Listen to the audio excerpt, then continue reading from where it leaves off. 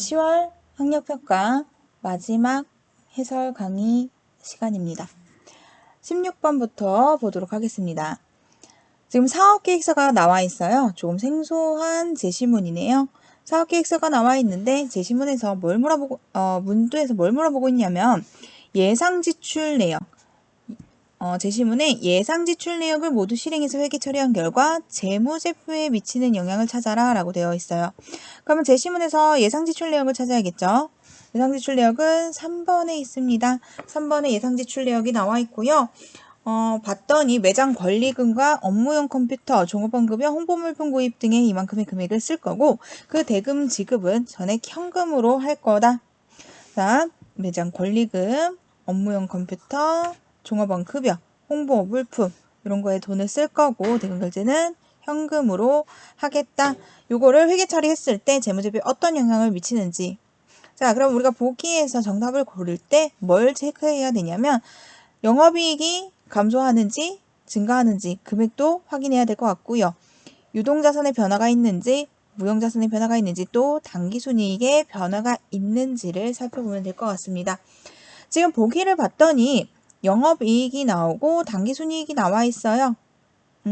그러면은 영업이익을 여러분 구하려면 뭐가 필요한지 어떤 계정 과목 어떤 구분 항목이 필요한지를 한번 살펴보고 넘어갈게요. 자, 영업이익입니다. 영업이익 말 그대로 영업에서 발생한 이익이에요. 영업활동에서 발생한 수익과 지출, 즉 수익과 비용을 가지고 영업수익, 영업비용을 가지고 구할 수 있는 게 이 영업이익이 되겠죠. 자, 영업수익에서 영업비용을 뺀 게 바로 영업이익일 거예요. 그죠? 우리 앞에서 계속 나왔어요. 영업수익에 속하는 건 딱 하나밖에 없다고 했죠. 뭐였죠? 그렇죠. 매출액에서 뺍니다. 영업비용. 영업비용은 둘로 나눌 수가 있다 그랬어요. 뭐와 뭐? 그렇죠? 매출, 원가와 판매비와 관리비. 즉 판관비죠. 판매비와 관리비를 합한 영업비용을 매출액에서 빼면 그게 곧 영업이익이더라. 네. 다시 말하면 매출액에서 매출 원가를 빼고 거기에서 판매비와 관리비까지 빼면 영업이익이 나오더라. 자, 하나만 더 할게요. 우리 매출액에서 매출원가 뺀 걸 뭐라고 하죠?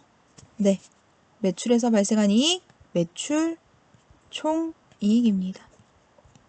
그래서 영업이익을 구하려면 매출액에서 매출원가를 뺀 매출 총이익을 먼저 구하고 거기에서 판매비와 관리비를 빼주면 영업이익이 나오더라. 매장 권리금. 매장 권리금은 어떤 계정 과목으로 처리할 수가 있을까요? 영업권으로 처리합니다. 영업권. 업무용 컴퓨터는 자, 판매용 아니에요. 업무용이에요. 비품이죠. 종업원 급여. 네, 급여입니다. 홍보 물품, 광고 선전비, 그리고 현금. 자, 그런데 밑에서는 계정 과목을 물어본 게 아니라 구분 항목이 필요해요. 그죠? 구분 항목이 필요하기 때문에 한 번 더 여기서 분류합니다. 자, 영업권. 영업권은요. 무슨 자산? 무형자산. 비품은 네, 형태가 있는 자산, 유형자산. 급여는 네, 비용이죠? 무슨 비용? 판매비와 관리비. 잠깐만요. 광고 선전비도 같이 비용이니까 묶을게요. 둘 다 비용인데 무슨 비? 네, 얘네 둘은 판매비와 관리비, 판관비. 자, 이쪽 왼쪽에 구분 항목만 회계 처리할 수 없죠. 이것을 모두 다 지출했을 때 대변 항목도 나올 거예요. 그래서 대변에 있는 현금을 절대 까먹으시면 안 됩니다.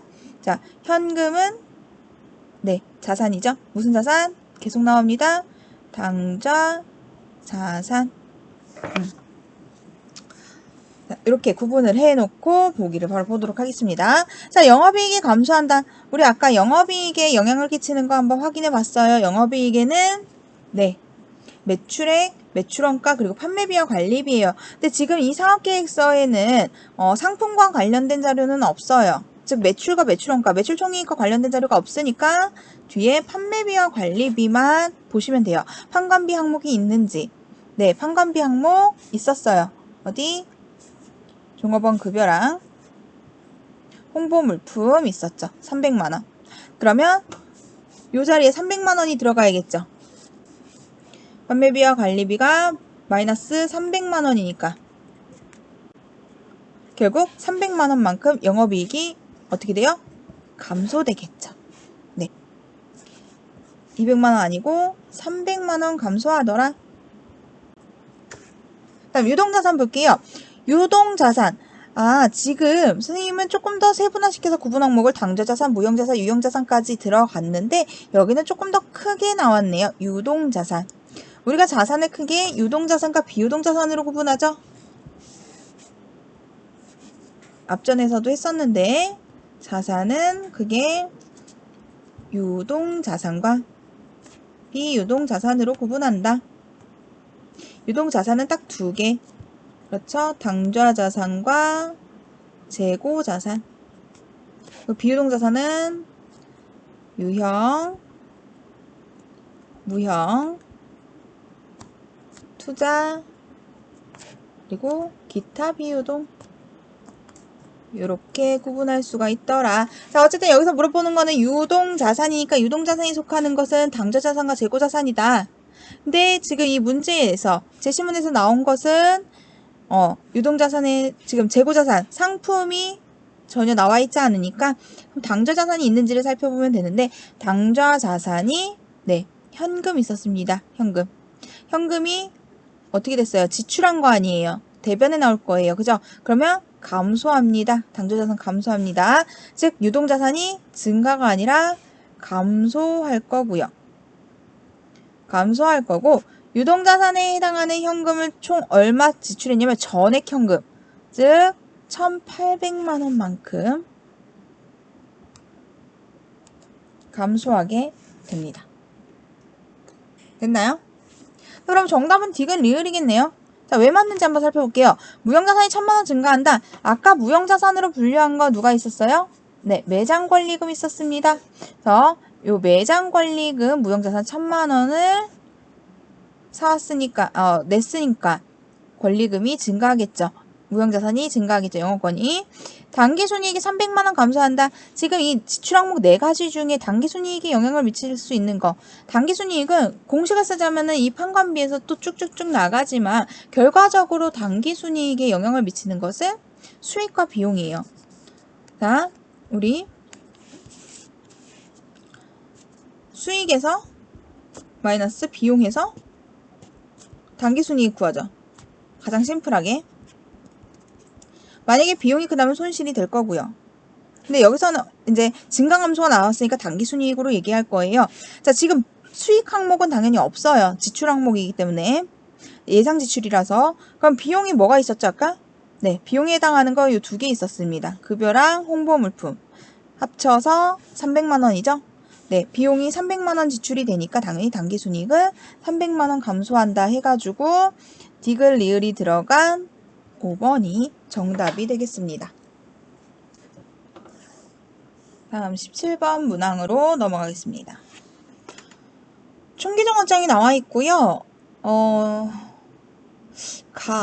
가에 들어갈 계정 과목을 찾아라. 가에 들어갈 계정 과목. 그러면은 이 계정이 자, 총계정 원장에는 여러분 뭐가 표시되나요? 총계정 원장에는요. 자산 계정, 부채 계정, 자본, 수익, 비용, 모든 계정들이 총계정 원장에 표시가 됩니다. 그러니까 모든 계정 과목의 각 계정들을 모아서 놓은 장부가 총계정 원장이 되겠죠. 그러면 이 계정이 지금 나타나 있는 이 T계정이 어느 계정에 속하는지, 자산인지 부채인지 자본인지 수익인지 비용인지 뭘 보고 알 수가 있느냐? 자, 우리 항상 모든 계정은 기말 때, 결산 때 마감이라는 걸 하죠. 뭘로 마감했어요? 이 문제에서는 봤더니 결산 때 12월 31일에 차기 2월로 마감한 걸 볼 수가 있어요. 자, 차기 2월로 마감하려면 그렇죠. 자산, 부채, 자본만 마감할 수 있습니다. 그럼 수익비용은 뭘로 마감하죠? 수익비용은 네, 손익계정으로 마감을 해서 손익계정에서 당기순이익을 계산하게 되죠. 차기 2월 말 그대로 차기, 내년으로 2월 시킨다. 자산부채 자본은 내년으로 2월 시킬 수 있는 계정입니다. 자, 그러면 이 자산부채 자본 중에 어느 계정일까? 잘 보시면은요, 여러분. 대변의 차기 2월이 나왔다는 것은 잔액이 차변에 남았다는 의미예요. 그죠? 지금 차기 2월 접기 전에 차변합계액이 70만 원이에요. 대변은 하나도 없다는 거죠. 즉 차변에 계속해서 누적이 됐고 잔액이 차변에 남았어요.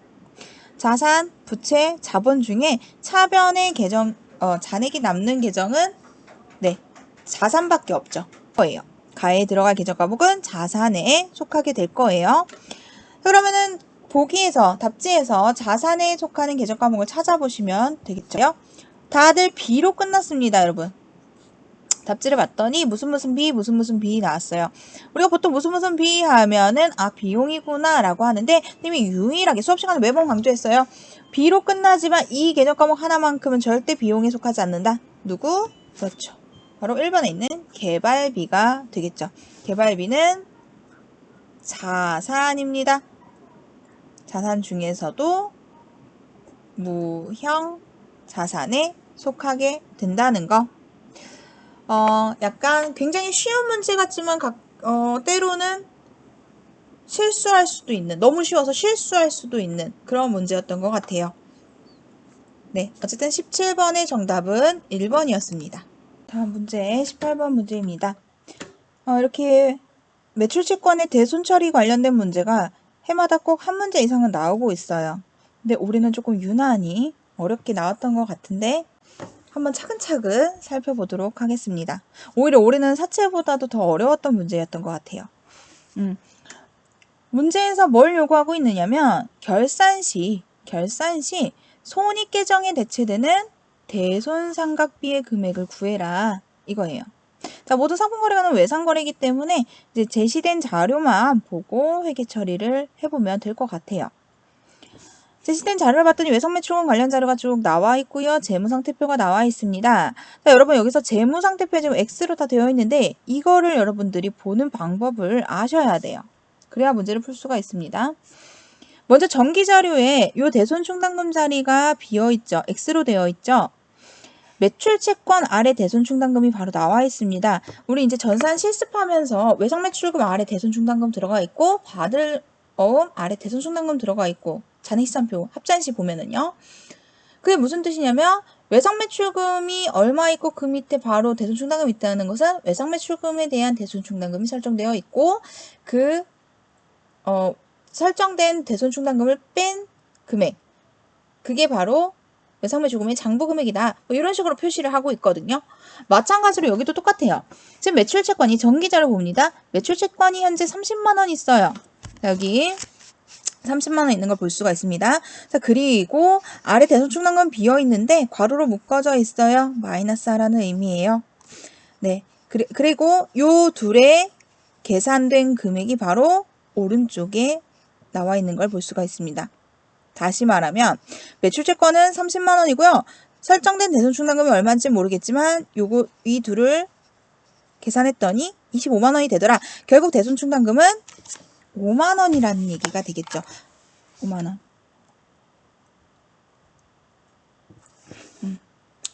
그래서 대손충당금은 마이너스를 해주는 거기 때문에 굳이 마이너스 표시를 하지 않아도 돼요. 이 괄호가 마이너스를 대신하는 표시예요.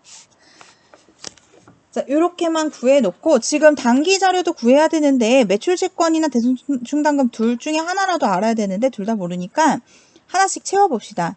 위에 매상매출권 관련 자료를 가지고 이 단기의 매출채권 잔액, 기말 잔액을 알 수가 있을 것 같아요. 자, 오른쪽으로 잠시 넘어와 가지고요. 매상매출권부터 한번 잔액을 찾아볼게요. 자, 매상매출금입니다. 일단 외상매출금도 자산계 계정이기 때문에 전기 2월, 차기 2월, 기초잔액과 기말잔액이 있을 거예요. 그러면 얘는 자산이라서 기초잔액은 항상 차변에 나오겠죠. 1월 1일 전기 2월 된 금액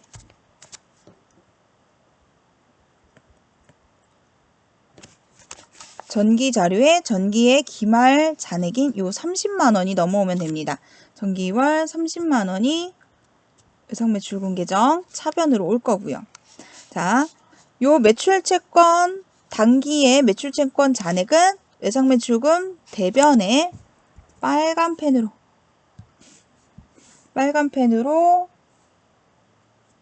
12월 31일 차기 2월 해서 얼마 이렇게 나오겠죠. 네, 한번 찾아볼게요.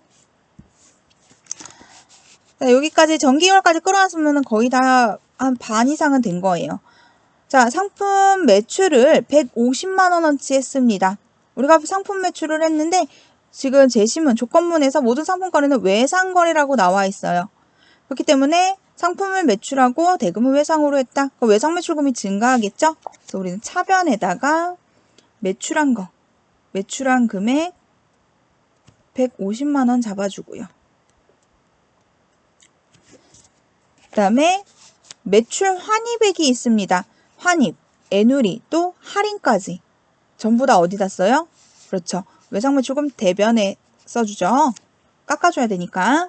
그래서 환입, 애누리 금액 합쳐서 쓰겠습니다. 환입, 애누리가 총 5만 원이 되겠죠. 자, 그리고 나서 상품 대금액을 회수했습니다. 저 외상 대금을 회수한 거죠. 회수하면 외상 매출금이 감소됩니다.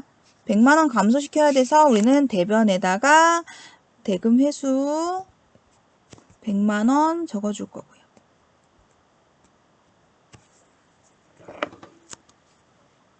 자, 그 다음에 그 밑에 전기 대손액을 회수했다. 전기에 대손 처리한 거예요. 자, 밑에다가 한번 분개해 볼게요. 전기 대손액 회수한 거에 대한 분개를 한번 해볼게요. 우리가 대손이라는 것은 받아야 할 돈을 못 받는 것을 대손이라고 한다고 했어요. 그래서 그걸 대비해서 우리가 마련해 놓은 돈이 대손 충당금이에요. 근데 전년도에 외상매출금을 못 받게 돼서 대손 처리를 했어요. 우리가 대손 처리를 하게 되면은 대손 충당금에서 돈을 빼오고 그만큼 못 받게 된 외상매출금을 감소시켜주는 분개를 하죠. 근데 그렇게 작년에 해놨는데 올해 와서 해가 바뀌고 나서 돈을 받게 된 거예요. 돈을 받았으니까 차변에는 뭐 현금 등의 지급수단으로 받았겠죠. 현금 등 중요하지 않습니다. 2만 원 받았을 거예요. 그 이 받은 돈은 어떻게 처리하느냐? 작년에 뭘로 처리했든 대손 충당금으로 처리했든 돈이 부족해서 삼각배로 처리를 했든 올해 들어온 거는 절대 작년 비용에 더해줄 수 없습니다. 그래서 올해 들어온 것은 무조건 다 대손 충당금이라는 계정에다가 넣어주게 됩니다. 이거 꼭 기억해 주세요. 전기에 대손액을 회수하게 되면은요, 대손 충당금 계정에다가 더해줘야 된다는 거. 자, 그러면 얘는 외상매출금 계정과는 상관이 없기 때문에 이 부분은 외상매출금 계정에 반영시키지 않습니다. 그럼 단기 대손 처리한 거에 대한 분개도 해볼게요. 자, 단기 대손 처리. 똑같이 분개해 보겠습니다. 단기에 대손이 발생했대요. 10,000원만큼 못 받게 됐대요. 뭘 못 받게 된 거예요? 지금 외상매출금 관련 자료죠. 문제에서 외상매출금 관련 자료이기 때문에 단기에 외상매출금을 못 받게 되었습니다. 그럼 외상매출금을 감소시켜주기 위해서 우리는 대변에 외상매출금 10,000원 이렇게 기록할 거고요. 그 다음에 차변의 10,000원은 이를 위해서 우리가 미리 대비시켜놨던 대손 충당금 에서 빼오게 될 겁니다. 그런데요, 만약에 대손 충당금 잔액이 없었더라면, 자, 우리가 이제 재무상태표에서 잔액이 있다는 걸 확인을 했으니까 바로 대손 충당금이 온 건데, 대손 충당금 잔액이 없었더라면 바로 대손 삼각비라는 비용으로 처리를 할 수가 있다. 자, 이게 이따가 대손 충당금 계정 정리하면서 대손 충당금이 맞는지 삼각비가 맞는지 그때 가서 확인하도록 할게요. 자, 어쨌든 이번에는 외상매출금이 등장했습니다. 외상매출금 10,000원이 대변에 등장을 했죠. 다시 말해서 단기 대손 처리분이 외상매출금을 감소시켜주게 되죠. 그래서 그 감소분에 대한 전기를 할게요. 외상매출금 대변에 대손 발생 10,000원이 오겠죠. 자, 이렇게 해서 마감 한번 해볼게요. 마감하기 위해서 차변의 합계액은 얼마인가요? 차변의 합계액은 전기 2월과 매출액해서 총 180만원이고요. 대변 합계액은 지금 이렇게다가 더했을 때 106만원이네요. 자, 106만원, 180만원이 되려면 차변 대변 항상 같아야 되니까 180만원이 되기 위해서는 차기 2월 금액이 얼마가 되어야 한다? 차기 2월 금액은 74만원이 되어야 양변이 같다 하고 끝나게 된다. 자, 그러면 매출채권의 단기 기말 자료 나옵니다. 금액은 74만원이 되겠죠. 자, 그럼 어떻게 돼요? 대손충당금, 단기 대손충당금 기말 잔액이 나오게 됩니다. 어떻게? 매출채권에서 대손충당금을 뺐더니 62만원이더라. 그럼 대손충당금은 얼마다? 그렇죠. 대손충당금은 12만원이더라. 근데 우리 대손 삼각비 구하는 겁니다. 대손 충당금 아니에요. 5번 바로 찍으면 안 돼요. 하나 더 구해야 됩니다. 자, 이번에는 대손 충당금 계정 한번 그려볼게요. 대손 충당금 계정입니다. 쭉 올려서 자, 대손 충당금도 똑같아요. 대손 충당금도 매출채권의 차감적 평가 계정이라고 해가지고 이렇게 매출채권 아래에 위치하면서 매출채권 계정을 차감시키는 식으로 표현은 되고 있지만 그냥 우리 충당금 계정은 보통 부채로 인식을 하고 있죠. 충당부채라고 해서. 그래서 대변이 증가가 될 거고요. 차변이 감소가 되죠. 부채의 성격으로 띄고 있기 때문에 결국에 대손충당금도 전기 2월, 차기 2월 금액이 있습니다. 그러면 얘는 부채니까 전기 2월이 대변에 표시가 되겠죠. 1월 1일 전기 2월 기초잔해에 아까 구해놨던 요 5만원 가지고 옵니다. 그리고 차기 2월도 미리 써놓을까요? 반대로 대손충당금은 부채니까 차기 2월이 차변에 쓰여지겠죠. 12월 31일 차기 2월 우리 단기의 기말 금액 12만원이었습니다. 나머지 한번 채워볼게요. 지금 외상매출금 관련 자료에서 대손충당금이 나올 거는 요 2개밖에 없어요. 전기에 대손액 회수한 거랑 단기에 대손 처리한 거 이 2개밖에 없는데 아까 분계 미리 해놨죠. 전기 대손액 회수한 거에 대변에 대손충당금이 나와 있죠. 그래서 대변에다가 대손액 회수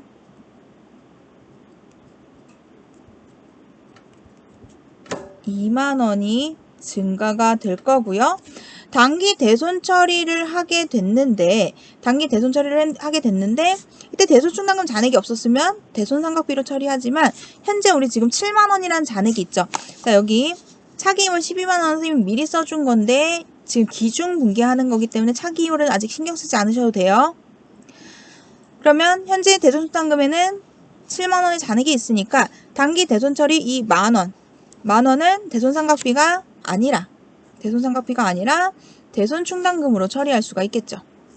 그럼 대손충당금 계정 차변에 대손 발생액 10,000원 이렇게 써줄 수가 있겠죠. 자, 그러고 마감을 한번 해볼게요. 차변, 대변 마감을 하려고 금액을 따져 보니까 차변합계획은 얼마예요? 차변합계획 13만원. 대변합계획 요 두 개 더했더니 7만원이네. 그러면은 대변도 13만원이 되기 위해서는 6만원이 필요합니다. 그죠? 자, 이 6만원 뭘까요? 지금 뭐 하나가 빠졌죠? 어떤 분기가 빠졌냐면 대손 설정 또는 예상이 빠졌죠.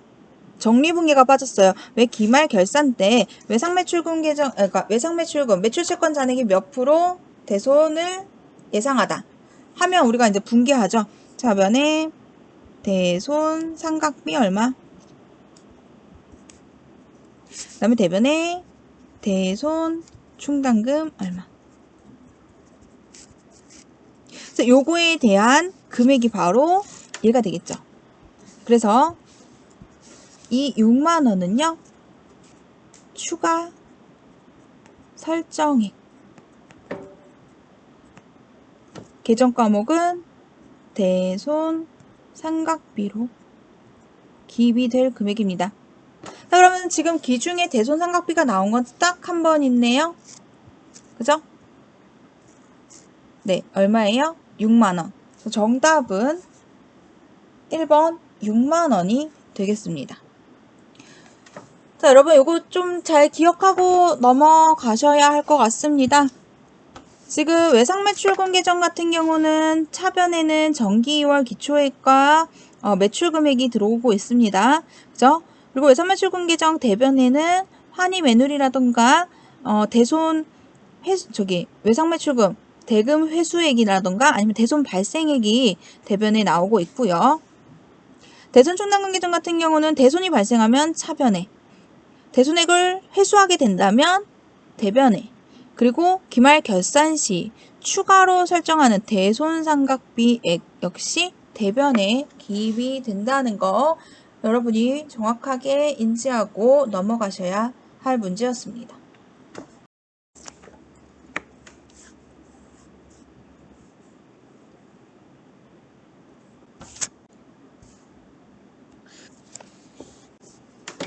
자, 다음 19번 문제입니다. 지금 단기 매매 증권인 것 같아요. 문제 보니까 단기 시세 차익을 목적으로 취득한 주식이라고 했으니까 단기 매매 증권이죠.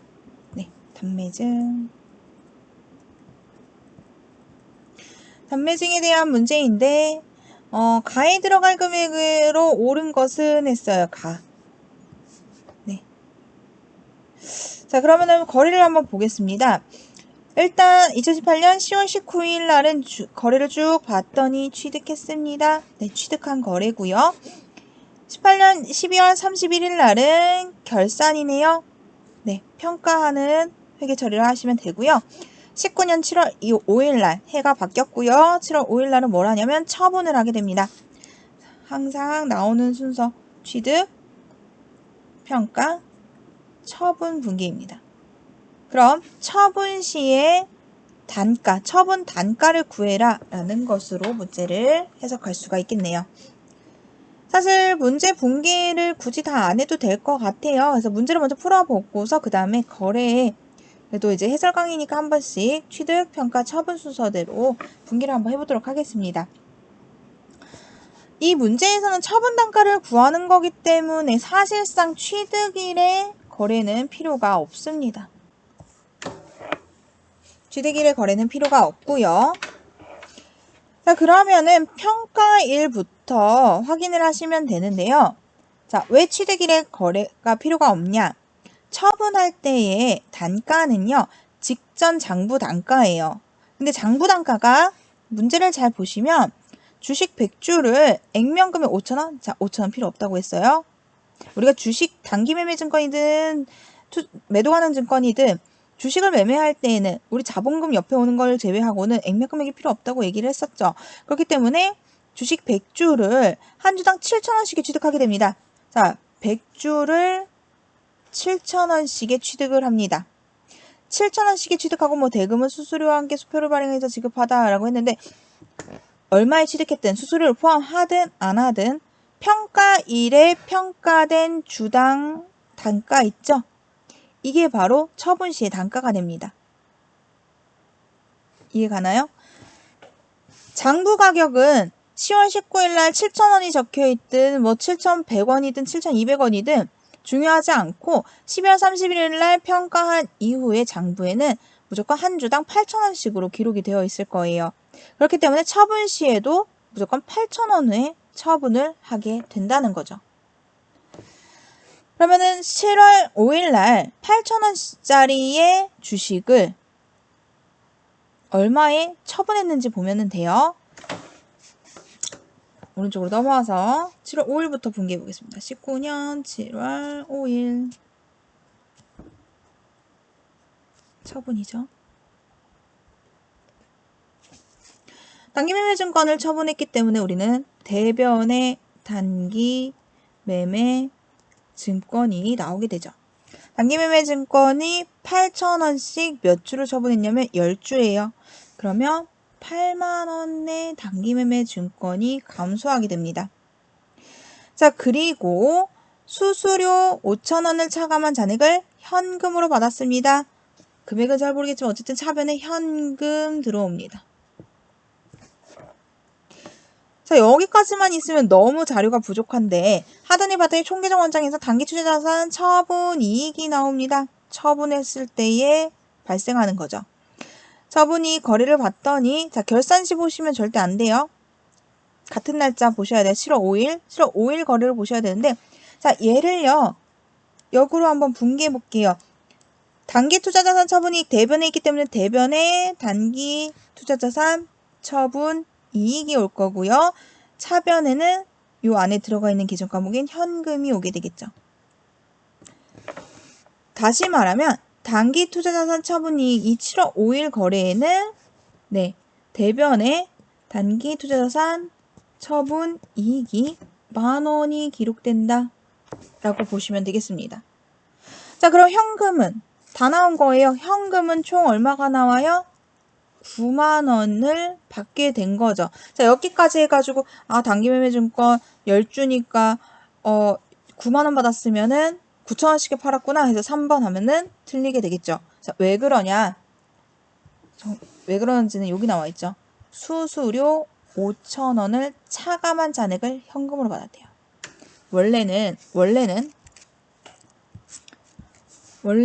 현금 90,000원이 아니라 수수료 5,000원 차감한 90,000원이니까 원래는 95,000원을 받아야 하는 거죠. 이해가나요? 원래는 95,000원을 받아야 돼요. 근데 수수료 빼고 90,000원 받은 거예요. 이해가시나요?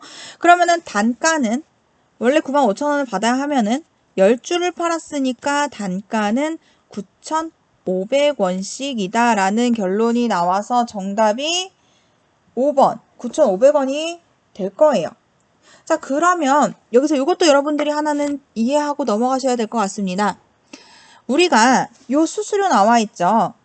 처분 시의 수수료. 자, 처분 시의 수수료. 처분 시 수수료의 회계 처리.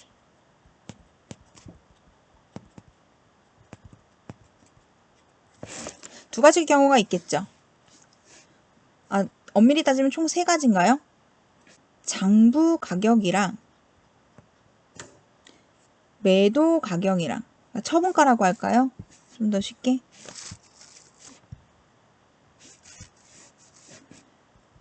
처분 가격이랑 비교했을 때 둘이 같다면 수수료는요. 단기투자자산 처분 손실로 인식을 합니다.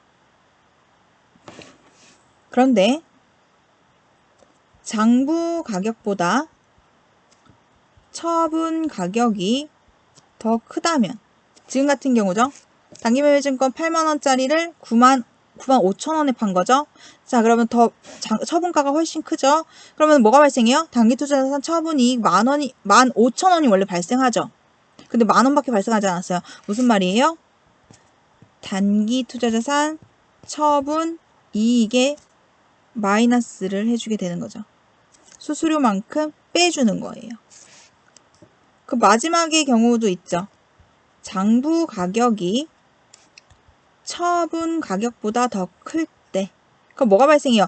단기 투자자산 처분 손실이 차변에 발생하게 될 거예요. 그러면 그 처분 손실에다가 단기 투자자산 처분 손실에다가 수수료만큼 더해 주셔야 한다는 거예요. 자, 요 원리를 여러분이 꼭 기억하고 처분 시 수수료입니다. 요거 쪽 개념 정리하고 넘어가셨으면 좋겠습니다. 그래서 지금 수수료 이 5,000원은요. 단기 투자자산 처분이익에서 5,000원이 차감된 금액인 10,000원만큼만 이익으로 인식을 한 거예요. 마찬가지로 현금도 수수료 5,000원 차감한 금액인 90,000원만큼만 받게 된 거고요. 그러니까 결론적으로는 95,000원을 받아야 됐기 때문에 한 주당 가격은 9,500원이다 라는 결론이 나오게 됩니다. 자, 문제는 이렇게 풀어보고요. 그래도 거래 내용 한번 분기 한번 쭉 해볼게요. 순서대로 취득일을 분기할게요. 2018년 10월 19일에 분기부터 하겠습니다. 주식 100주를요. 한 주당 7,000원씩에 취득하게 됩니다. 단기 매매 증권 취득했으니까 차변에 단기 매매 증권 단매증 7,000원씩 100주니까 70만원어치 구입을 했고요. 대금은 뭘로 지급했냐면 수표를 발행해서 지급했습니다. 빨간색 너무 튀네요. 네, 수표를 발행해서 지급했습니다. 우리 수표를 발행하면은 오랜만에 나오죠. 당좌 예금 이라고 하고요.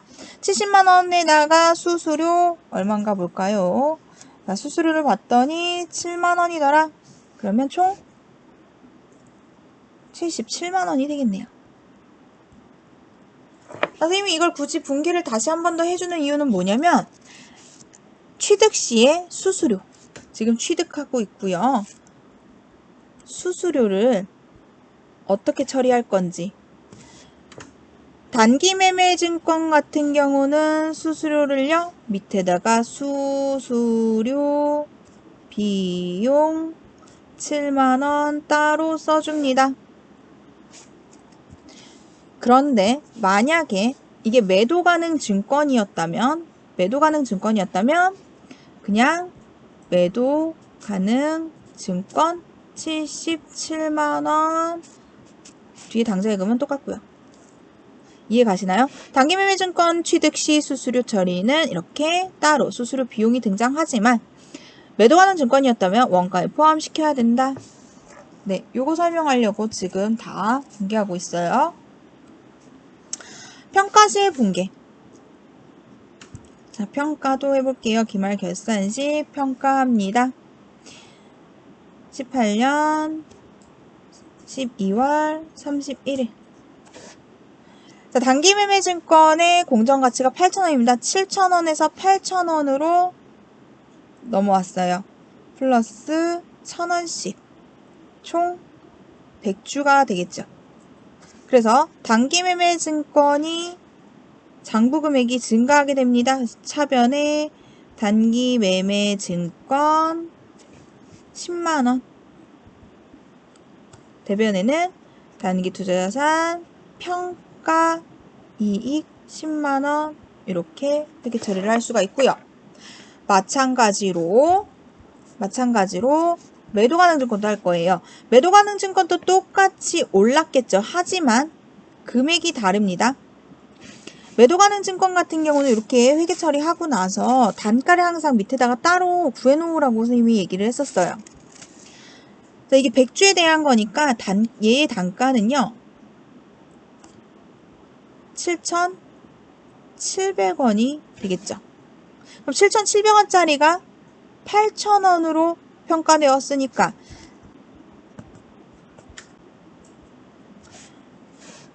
300원씩 100주 해가지고 3만원만큼이 증가하게 됐겠죠. 그리고 매도 가능 증권, 평가, 이익 3만원. 이렇게 분기가 됩니다. 단기 매매 증권의 처분 단가를 구하는 문제였고요. 처분 단가를 구할 때 아까 위에서 요 처분 시의 수수료, 처분 시 수수료의 회계 처리만 여러분들이 잘 알고 있었다면 오늘은 요 부분에 해당됐습니다. 즉, 단기 투자 자산 처분 이익에서는 빼주고 처분 손실이 있다면 더해주는 그런 수수료의 회계 처리만 알고 계셨다면 이 19번 문제를 푸는 데에는 어려움이 없었을 거라 생각이 됩니다. 네, 이제 마지막 20번 문제입니다. 유형자산의 취득, 그리고 계약부터네요. 계약, 그 다음에 완공에 따른 취득, 감가, 처분. 좀 역시 복잡한 문제였던 것 같은데요. 지금 이렇게 문제가 제시문이 나와 있고 하단에 이렇게 답지가 길 경우에는 역으로 올라오면서 푸는 게 좀 더 시간을 단축하는 하나의 방법, 문제 푸는 방법이라고 선생님이 앞서서 안내했었습니다. 그래서 우리 이번에도 밑에서부터, 답지에서부터 올라오는 방식으로 풀어보도록 할게요. 어쨌든 모두 회계 처리한 결과에 대한 설명으로 옳은 것은 물어봤으니까 네, 답지 1번부터 보겠습니다. 유형자산, 자, 2019년 1월 1일 맨 위에 거래죠. 맨 위에 거래가 유형자산의 변동이 없다. 유형자산의 변동이 없는지 거래를 한번 볼게요. 거래를 봤더니 건물의 신축 공사를 계약했습니다. 자, 계약만 했다면 우리 거래로 볼 수가 없죠. 당연히 변동 없을 거예요. 그죠? 하지만 밑에 동그라미 봤더니 착수금을 지급했다. 계약금 지급했다. 무슨 말이에요? 건물 착수금, 건물 짓는데 이제 계약금. 뭐라고 하냐면, 그렇죠. 건설 중인 자산으로 회계 처리합니다. 자, 우리 유형자산에 대한 계약금은요, 건설 중인 자산으로 처리한다는 거 잊지 마시고요. 또한 이 건설 중인 자산은요, 계약금, 즉 선급금과는 다르게 유형자산에 속합니다. 예, 유형자산입니다. 그렇기 때문에 1월 1일 날에는 유형자산의 변동이 있습니다. 얼마? 1,000만원만큼 유형자산이 증가할 거예요. 그리고 4월 30일 거래를 보겠습니다. 4월 30일 공사대금 일부를 지급했습니다. 마찬가지로 공사대금 일부도 착수금과 같은 맥락입니다. 얘도 건설 중인 자산. 자, 그러면 차변에 건설 중인 자산일 거고 대금을 지급했으니까 대변에는 뭐 현금이든 당좌예금이든 지급수단이 이렇게 나오겠죠? 차변에 건설 중인 자산, 아까 유형자산이라고 했죠? 우리 유형자산과 무형자산은 감가상각을 할 수 있는 상각대산 자산이라고 했어요. 시간이 경과함에 따라서 가치가 감소하는 그 상각대산 자산들인데 유일하게 상각을 하지 않는 유형자산이 바로 건설 중인 자산과 오른쪽에다 따로 필기를 할까요? 자, 상각하지 않는 자산. 이제 우리 미상각 자산이라고 부르는 거. 첫 번째, 건설 중인 자산. 두 번째, 토지. 요거 중요합니다. 미상각 자산 두 가지. 건설 중인 자산과 토지 꼭 기억하시고요. 그렇다 보니까 2번 답지도 오답이네요. 3번 7월 1일 회계 처리 시 판관비가 증가한다. 판매비와 관리비가 증가한다. 7월 1일 날 봤더니 건물이 완공했네요. 네, 드디어 완공이 되었습니다. 완공에 따른 잔액을 지급했고요.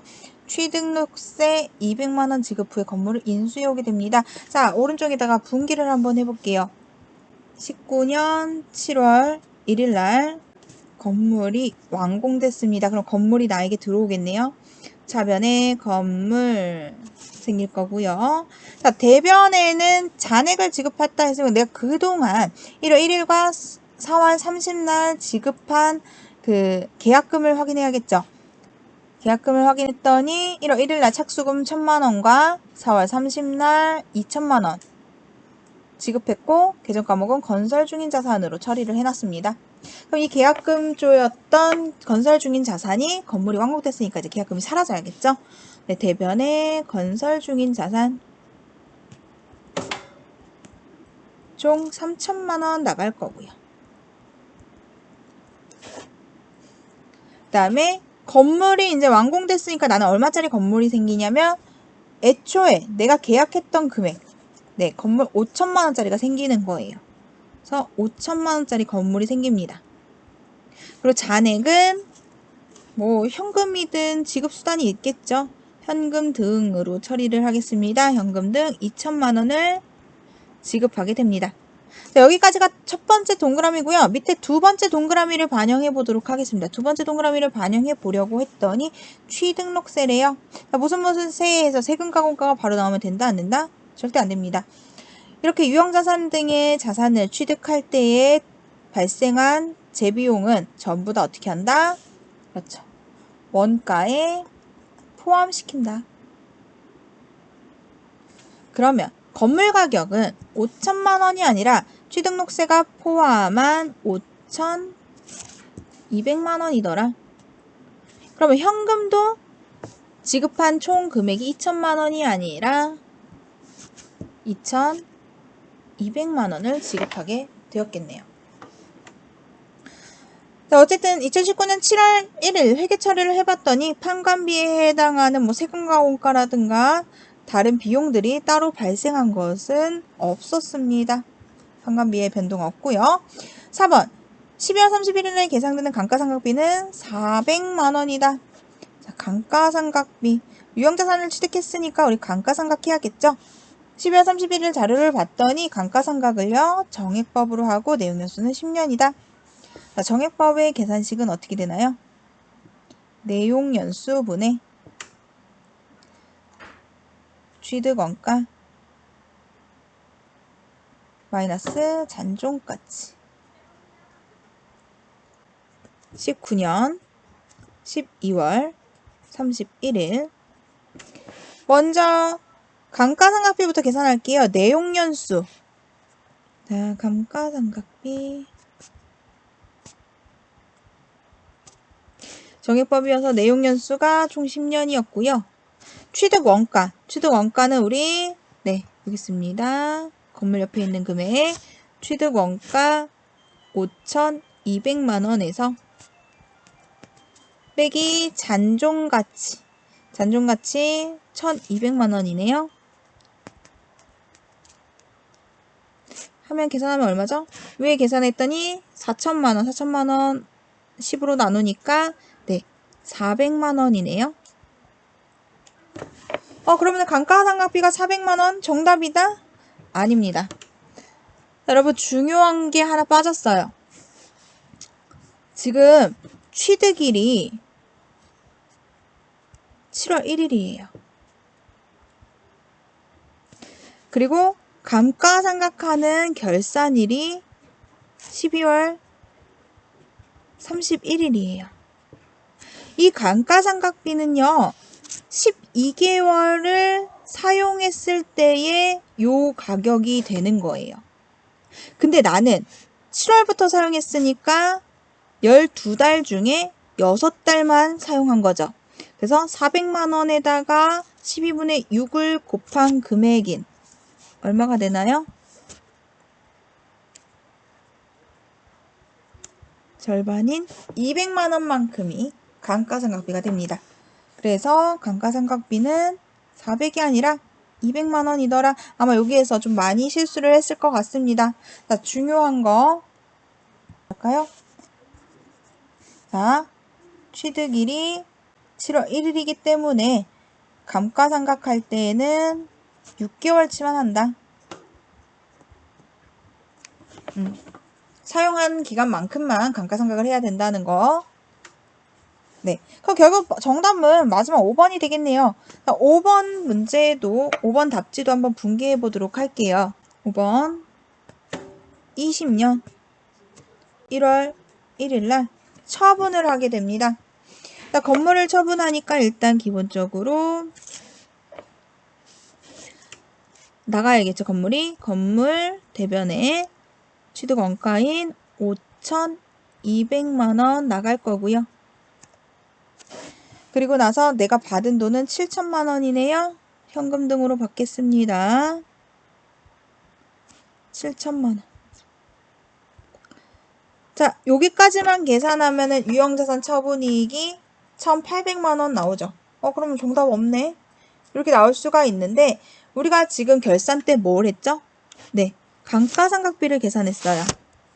감가상각비를 계산해서 얘를 어디다 넣어놨냐면 감가상각비 요 200만 원을요. 건물 감가상각 누계액이라는 계정에다가 넣어놨죠. 그렇기 때문에 이 건물 감가상각 누계액도 건물이 처분되면서 사라져야 됩니다. 이 건물 감가상각 누계액은요, 건물의 차감적 계정이기 때문에 대변에 위치해 있었을 거예요. 그죠? 그래서 처분할 때는 차변으로 오게 됩니다. 차변에 감가상각 누계액 200만 원 했더니 결론적으로 유형자산을 처분하면서 발생한 이익이 2천만 원이더라. 그래서 정답은 5번. 네, 유형자산 처분이익 2천만 원 발생한다가 정답이 되었습니다. 자, 이렇게 해서 우리 20문제를 모두 풀어봤는데요. 앞쪽 문제보다 뒤쪽에 위치했던 요 문항들이 조금 더 어려웠었던 것 같아요. 특히 여기 18번 문항, 그리고 19번 문항, 20번 문항에서 조금 시간을 많이 쓰였을 것 같은데요. 그래도 상대적으로 좀 더 쉬웠던 문제도 있었기 때문에 30분 동안 문제 푸는 데는 그렇게 어려움이 있지는 않았을 거라 예상합니다. 여러분 그동안 수고 많으셨습니다.